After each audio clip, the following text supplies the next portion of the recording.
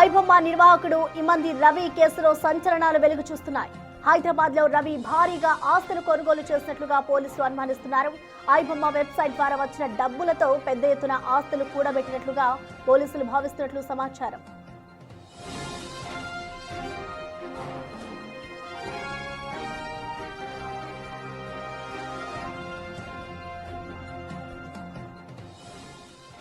మరోవైపు రవిని మరోసారి కస్టడీకి తీసుకోవాలని సైబర్ క్రైమ్ పోలీసులు భావిస్తున్నారు.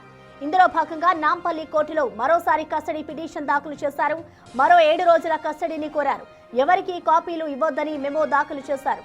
కస్టడీ విచారణ నీరుగారుతుందని పేర్కొన్నారు. అయితే పోలీసుల మెమోను కోర్టు తిరస్కరించింది.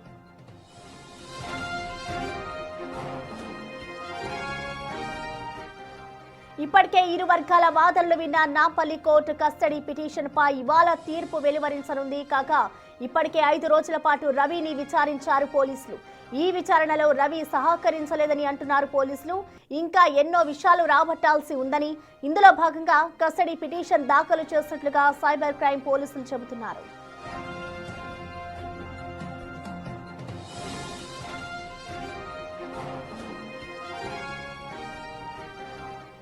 దీనిపై పూర్తి డీటెయిల్స్ ని మా ప్రతినిధి సురేష్ లైవ్ ద్వారా అందిస్తారు. సురేష్, చెప్పండి, ఇటు పోలీసులు ఇమంది రవిని మరోసారి కస్టడీకి ఇవ్వాలి అంటూ కూడా కోర్టును కోరుతున్నారు కాబట్టి దీనిపై కస్టడీకి ఇచ్చే అవకాశాలు ఏమైనా ఉన్నాయనుకోవచ్చా?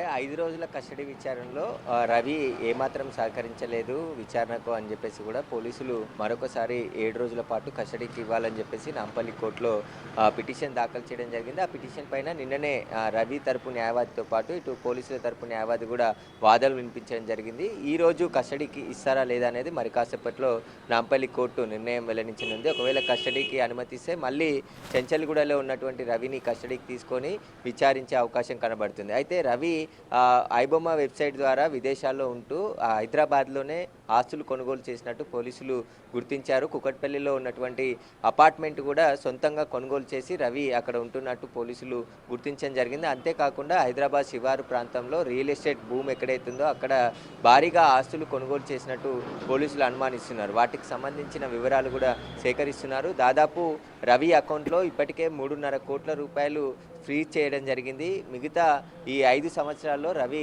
దాదాపు 100 కోట్ల పైనే సంపాదించుంటాడని చెప్పేసి కూడా పోలీసులు అనుమానిస్తున్నారు. ముఖ్యంగా బెట్టింగ్ యాప్స్, మిగతా ఇతర ప్రమోషన్స్ ద్వారా వచ్చినటువంటి డబ్బులన్నీ కూడా హైదరాబాద్లోనే ఆస్తులు కొనుగోలు చేసి ఉంటాడని చెప్పేసి కూడా పోలీసులు అనుమానిస్తున్నారు. ఎందుకంటే పోలీసులు తనని ఎలాగైనా పట్టుకోలేరు అని చెప్పేసి ఏదైతే వేరే ఇతర దేశానికి సంబంధించిన పౌరసత్వం తీసుకొని అక్కడే ఉంటూ పోలీసులకు సవాలు విసిరి ఆ తర్వాత పోలీసులకు మెయిల్ చేసినటువంటి మెయిల్ ఐడి ద్వారా పోలీసులు రవిని పట్టుకున్నారని చెప్పేసి కూడా నిన్న Hyderabad CCS joint CP Srinivas power presentation ద్వారా వివరాలు వెల్లడించడం జరిగింది. మొత్తం రవి ఏ విధంగా ఆపరేటింగ్ చేసేవాడు, అతనికి ఎవరెవరు సహకరించారు, ఇంకా ఎంతమంది ఉన్నారు ఈ కేసులో, వాటికి సంబంధించిన దర్యాప్తు చేయాల్సింది కాబట్టి వాటికి సంబంధించే ప్రస్తుతం ఇన్వెస్టిగేషన్ కొనసాగుతుంది.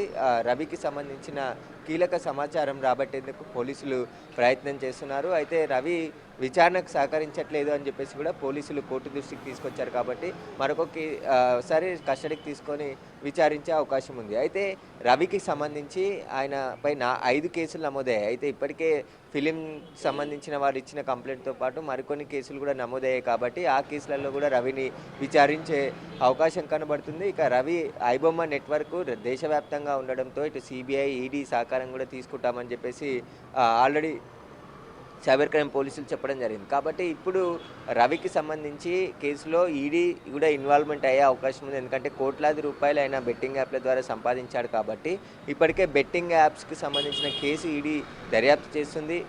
ఈ డబ్బులన్నీ కూడా ఇప్పటికే రవికి సంబంధించి 33 బ్యాంక్ అకౌంట్లని గుర్తించడం జరిగింది. ఆ బ్యాంకులకి సైబర్ క్రైమ్ పోలీసులు కూడా లెటర్స్ రాశారు. దీనికి సంబంధించిన ఒక 5 సంవత్సరాలకు సంబంధించి లావాదేవీలకు సంబంధించిన స్టేట్మెంట్ అంతా కూడా ఇవ్వాలని చెప్పేసి కోరడం జరిగింది. కాబట్టి రవి మొత్తం 36 అకౌంట్లకు సంబంధించిన వివరాలు వస్తే ఆయన మొత్తం ఎంత లావాదేవీలు జరిపాడు, ఈ 5 సంవత్సరాల్లో బెట్టింగ్ యాప్ల ద్వారా కావచ్చు, ఈ ఐబొమ్మకు సంబంధించి వెబ్సైట్లో వాటిని అడ్వర్టైజ్మెంట్గా ప్రచురించడం ద్వారా కోట్లాది రూపాయలు వచ్చాయని చెప్పేసి కూడా పోలీసులు అనుమానిస్తున్నారు. కాబట్టి రవికి సంబంధించిన కీలక సమాచారాన్ని రాబట్టేందుకే మరొకసారి కస్టడీ పిటిషన్ వేసినట్టు తెలుస్తుంది. Right, thank you Suresh.